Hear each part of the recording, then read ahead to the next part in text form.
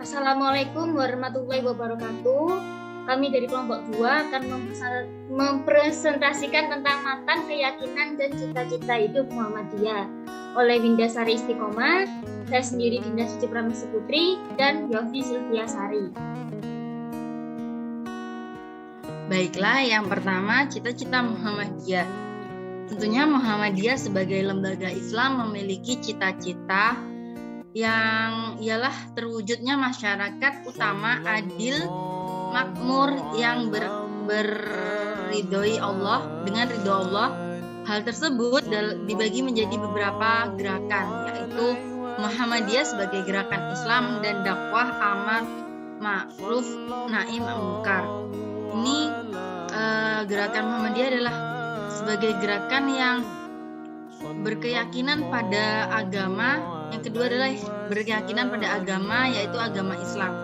Juga berpedoman sebagai Al-Quran dengan hadis dari Rasulullah SAW. Serta ajaran Muhammadiyah ini dibagi menjadi 3 hal, yaitu ada akidah, akhlak, dan muamalah duniawi. Muhammadiyah juga berusaha menuntun bangsa Indonesia yang adil dan makmur dalam ridho Allah. Jadi Muhammadiyah itu berusaha untuk mengajarkan kita, menuntut kita kepada jalan-jalan yang benar, yang sesuai dengan kaidah-kaidah Al-Quran dan hadis Nabi Muhammad SAW, sebagaimana Islam itu ada. Yang kedua akan dilanjutkan oleh Dinda. Oke, yang kedua selanjutnya dilanjutkan oleh saya, Islam dalam keyakinan Muhammadiyah. Jadi dalam Muhammadiyah itu pemahaman agama Islam itu dibagi menjadi 5. Yang pertama, apakah agama itu? Yang kedua, apakah dunia itu? Yang ketiga, apakah ibadah itu? Yang keempat, apakah sanjungan? Dan apakah qiyas itu? Yang pertama, saya akan menjelaskan tentang konsep al-din, yaitu meyakini agama yang dibawa oleh Nabi Muhammad yang diutus oleh Allah SWT yang terdapat dalam Al-Quran. Jadi kita harus belajar apa yang diturunkan oleh Allah di dalam Al-Quran dan sunnah-sunnah sahihah berupa perintah-perintah, larangan-larangan, dan petunjuk-petunjuk bagi kebahagiaan hidup manusia di dunia maupun di akhirat. Lalu yang kedua ada konsep urusan dunia, adalah segala perkara di dunia diserahkan pada kebijakan manusia. Jadi segala perkara yang tidak menjadi tugas diutusnya para nabi, yaitu perkara-perkara pekerjaan, urusan-urusan yang diserahkan sepenuhnya kepada kebijaksanaan manusia. Lalu yang ketiga ada konsep ibadah, bertakarub atau mendekatkan diri kepada Allah SWT. Jadi artinya adalah dengan menaati perintah-perintah Allah, menjauhi larangan-larangannya, dan mengamalkan segala yang diizinkan oleh Allah. Dan ibadah khusus ialah apa yang telah ditetapkan oleh Allah, rincian-rincian tingkah dan cara tertentu. Lalu yang keempat ada konsep sambilillah, yaitu menyampaikan keridhaan Allah berupa segala alaman yang diizinkan Allah untuk memuliakan agamanya dan melaksanakan hukumnya. Di sini maksudnya adalah segala amalan yang diizinkan oleh Allah untuk memuliakan agamanya dan melaksanakan hukum-hukumnya. Lalu yang terakhir ada konsep qiyas, dibagi menjadi 2, yaitu hukum agama Islam adalah Al-Quran, dan untuk persoalan yang terjadi sangat dihajarkan untuk diamalkannya mengenai hal-hal yang tidak ada dalam Al-Quran maupun As-Sunnah. Maksudnya adalah bahwa dasar mutlaknya agama Islam itu hukumnya atau pedomannya dari Al-Quran dan Al-Hadis. Lalu yang maksud yang kedua adalah bahwa di mana perlu dalam menghadapi soal-soal yang sering terjadi dihajarkan untuk diamalkannya mengenai hal-hal yang tidak bersangkutan dengan ibadah mahdah, padahal untuk alasan atasnya tiada terdapat dalam Al-Quran, As-Sunnah, As-Sahihah, maka dipergunakan alasan dengan jalan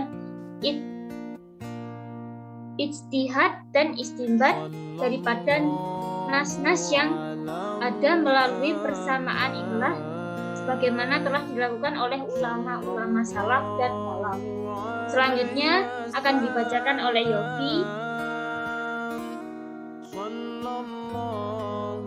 Pemikiran dan gerakan Muhammadiyah dalam bidang akidah, ibadah, akhlak, dan muamalah duniawiyah. Nomor 1, akidah. Nah, sebagai dasar rujukan, akidah Muhammadiyah bersumber dari Al-Quran dan Sunnah beserta berita yang mutawatir. Keterbatasan peranan akal dalam soal akidah Muhammadiyah termasuk kelompok yang memandang kenisbian akal dalam masalah akidah. Lalu 1. Kecondongan manusia berpandang ganda. 2. Perbuatan manusia merupakan hasil usaha manusia sendiri. Lalu percaya kodo dan kodar. Nomor 2. Ibadah.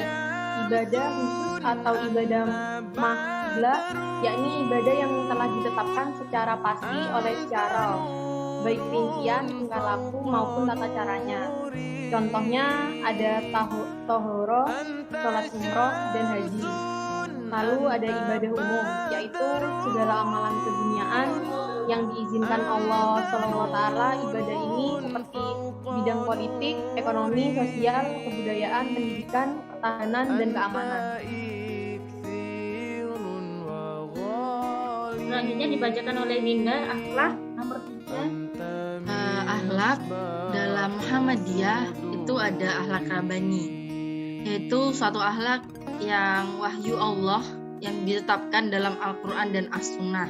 Yang kedua adalah akhlak manusiawi, yaitu akhlak dalam Islam yang sejalan dengan memenuhi fitrah manusia. Ketiga adalah akhlak yang secara universal atau secara umum atau secara menyeluruh, yaitu menyangkut segala aspek kehidupan manusia baik secara vertikal, akhlak, keseimbangan akhlak, dan memenuhi kebutuhan sewaktu-waktu dunia dan akhirat. Akhlak realitas dan akhlak Islam memperhatikan kenyataan hidup manusia. Nah, yang keempat akan dilanjutkan oleh Dinda. Oke, yang muamalah duniawiyah. Muamalah duniawiyah Muhammadiyah mengajarkan dalam bentuk membimbing menuntun kepada mereka agar dalam berkiprah di tengah-tengah masyarakat. Yang harus dilakukan adalah harus dilakukan secara sukarela, harus saling menguntungkan, dan harus sesuai dengan keadilan.